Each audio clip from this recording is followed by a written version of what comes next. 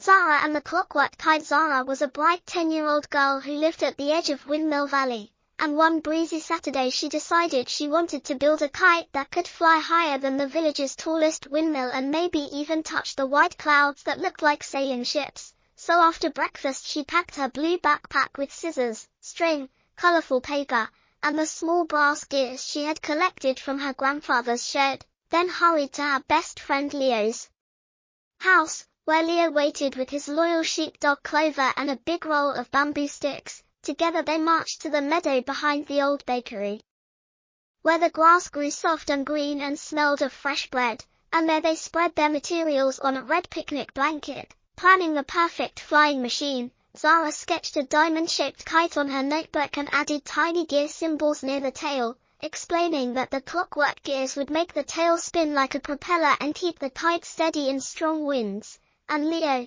who loved puzzles, measured the bamboo sticks carefully, cutting them to fit Zara's drawing while Clover wagged her tail and chased butterflies. They tied the sticks with sturdy string, glued bright yellow and orange paper over the frame, and fixed the brass gears at the bottom with a thin metal rod so they could turn freely. By noon the kite shone like a little sunrise in the grass, but when Zara tried to lift it, she realized it was heavier than an ordinary kite, and the wind might need help to carry it. Remembering her grandmother's words, "Every invention needs a little kindness to work," Zara asked Leo if they could share their lunch with the wind, as a polite gift. So they opened a jar of honey and let its sweet scent drift into the air while singing a cheerful tune about brave kites. Minutes later a stronger breeze whistled through the valley, shaking the tall windmill blades and bending the daisies. And Zara knew the wind had accepted their invitation. She and Leo grasped the string, Clover barked encouragement, and on the count of 3 they ran across the meadow. 1, 2, 3, and let the kite go. At first it wobbled, but the spinning gears caught the airflow, making the tail twirl like a tiny wind turbine, and suddenly the kite soared upward, climbing higher and higher until its colors looked like a spark of sunlight against the deep blue sky. Villagers outside the bakery stopped, needing dough to watch, and children in the schoolyard pointed and cheered, amazed to see a kite fly above the windmill's turning sails. Zara's heart beat fast with joy, and she let more string run through her fingers, feeling as though she held a bridge between earth and sky. Then, without warning, a sharp gust tugged the line, spinning the reel and pulling Zara forward. She stumbled, nearly losing her grip, but Leo grabbed her arm while Clover planted her paws in the grass, and together they steadied the reel.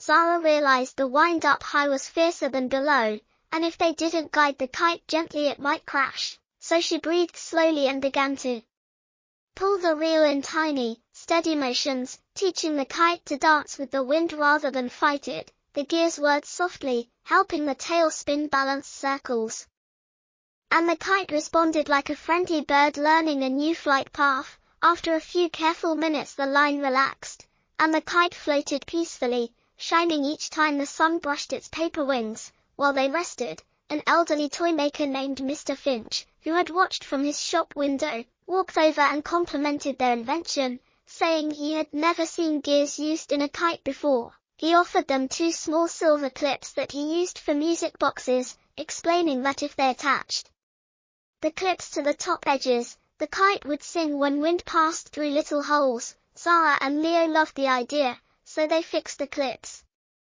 And when the kite caught the wind again, a soft chiming melody drifted down like tiny bells, making everyone in Windmill Valley smile. The afternoon sun began to slide toward the hills, painting the sky pink and gold, and Zara knew it was time to bring the kite home, so she and Leo reeled it in slowly, thanking the wind with another cheerful verse. As the kite landed, Clover nudged it gently, as if congratulating it on a successful flight. Mr. Finch handed Zara a small wooden plaque that read, "First Clockwork Kite of Windmill Valley," promising to display it in his shop window so travelers would hear their story. Tired yet thrilled, Zara and Leo walked back through the village, the kite resting on their shoulders like a colorful sail, while neighbors congratulated them and asked for lessons on gear-powered kites. That evening Zara placed the kite above her bed, its brass gears still lightly spinning in the evening breeze drifting through the open window, and she wrote in her journal that with imagination,